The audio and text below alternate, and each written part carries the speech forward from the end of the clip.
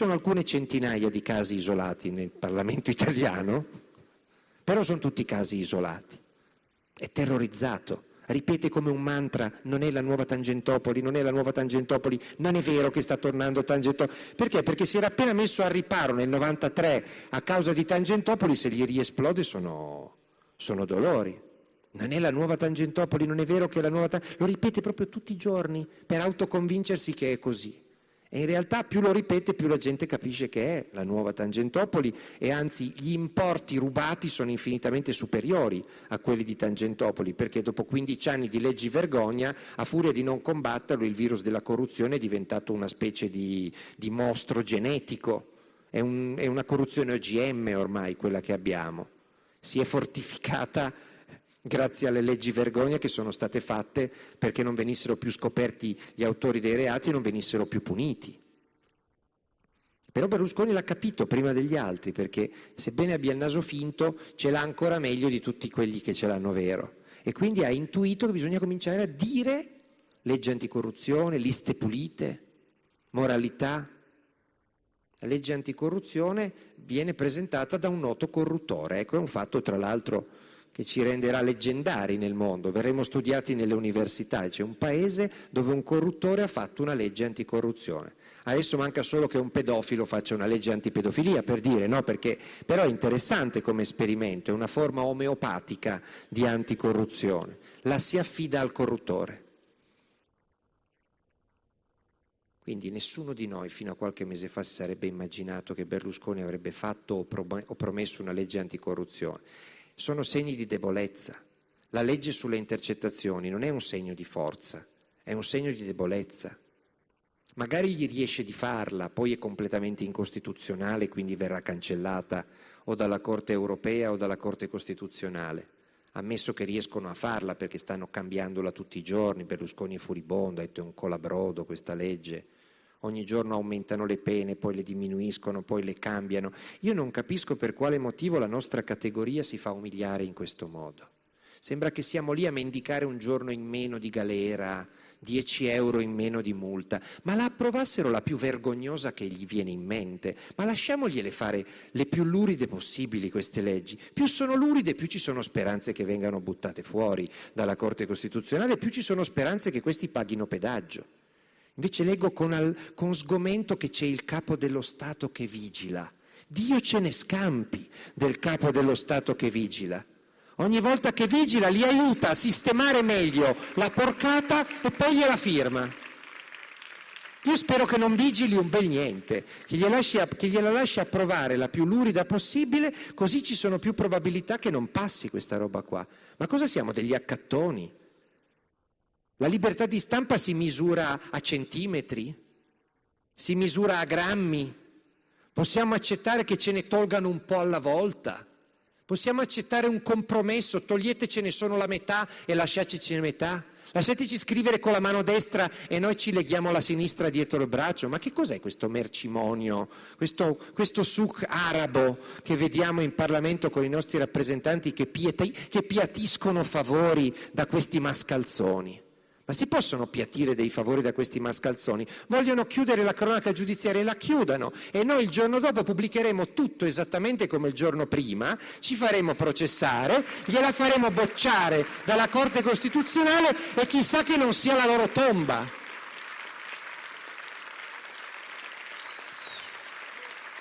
E chissà che non sia la loro tomba. Del resto, scusate, ma se non avesse fiutato che c'è un po' di malcontento anche nel centrodestra, ma vi pare che Gianfranco Fini dopo 15 anni di servaggio avrebbe trovato il coraggio di staccarsi un po' da Berlusconi? È evidente che ha fiutato anche lui, che pure gli elettori di centrodestra si stanno domandando se ci convenga questo sistema e se a quelli di centrodestra convenga di essere guidati da un leader che ormai, voglio dire, completamente fuori, con lo scolapasta in testa, che va in giro delirando delle robe che uno si vergognerebbe a pensare, non dico a dire.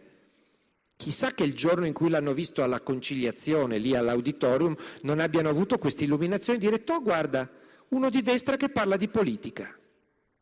È un'esperienza scioccante per l'elettore del centrodestra abituato a 16 anni di berlusconismo, uno che riesce a parlare per 3/4 d'ora senza insultare i giudici e i giornalisti e senza inneggiare alla mafia, di destra.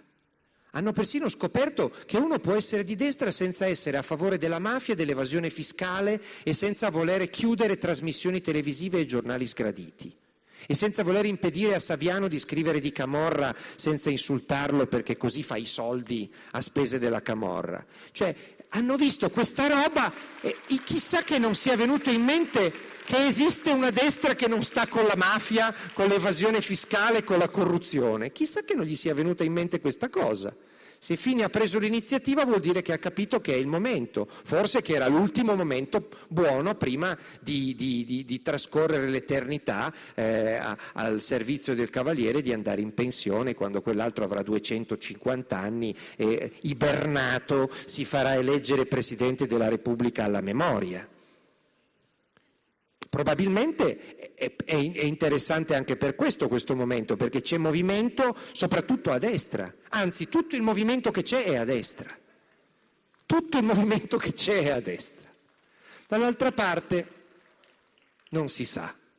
Del resto, quando sparirà questa destra berlusconiana è chiaro che sparirà anche la sinistra, ovviamente, visto che questa è una sinistra creata da Berlusconi a immagine e somiglianza di se stesso. È la sinistra più comoda che lui potesse mai immaginare, è una sinistra che se non ci fosse lui la rifarebbe uguale. È evidente che quando non ci sarà più lui cadranno anche gli altri, come le due carte che si sostengono. Infatti non so se avete notato, ma c'è grande preoccupazione a sinistra per la svolta di Fini. Io vedo esponenti del centro-sinistra che vanno in televisione, invece di prendersela con Berlusconi se la prendono con Fini. E dicono, è troppo tardi. Oppure è comodo andarsene adesso, ma che ti frega a te, tanto mica lo devi votare. Ringrazia che dall'altra parte c'è un po' di casino, perché se aspettavamo voi campa cavallo, no? Invece no, attaccano Fini perché non riescono a immaginare un'Italia senza Berlusconi.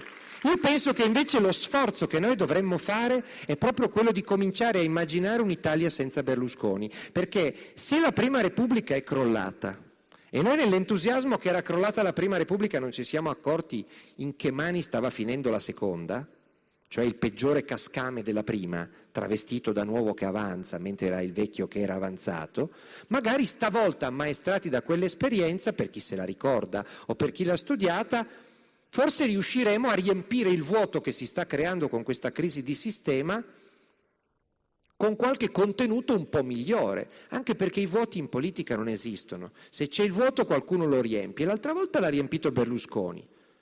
Non vorrei che da qualche parte nascosto ci fosse qualcuno peggio di lui, pronto, non oso immaginare chi potrebbe essere, naturalmente, però noi siamo capaci di tutto. Quindi forse bisogna far tesoro di quello che è successo nel 94 e cominciare a lavorare, a immaginare come potrebbe essere il dopo, perché è chiaro che la parabola discendente è cominciata. E il dopo presuppone naturalmente un impegno di tutti, cittadini, giornalisti, artisti, intellettuali, eccetera. Lo sforzo migliore sarà proprio quello di immaginare un altro sistema. C'è vita oltre Berlusconi? Sì, c'è vita oltre Berlusconi. Bisogna cominciare a immaginare come sarà, altrimenti arriverà qualcuno a riempire quel vuoto e magari ci ritroveremo fra 15 anni a dire se avessimo pensato prima non saremmo ricaduti nello stesso errore. Se non ricadremo in quell'errore o ci ricadremo dipende esclusivamente da chi fa il mestiere di cittadino e di chi fa il mestiere di informare. Grazie. Buonanotte.